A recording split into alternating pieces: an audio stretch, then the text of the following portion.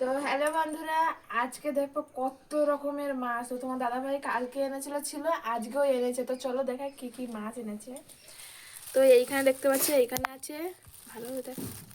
তো এখানে কোনো ট্যাংরা মাছ আছে, কালকে ছিল, আর পাটিয়া ছিল, ফ্রিজে ছিল। তো আজকে এনেছে, এই দেখতে পাচ্ছ, ভালোই দেখা।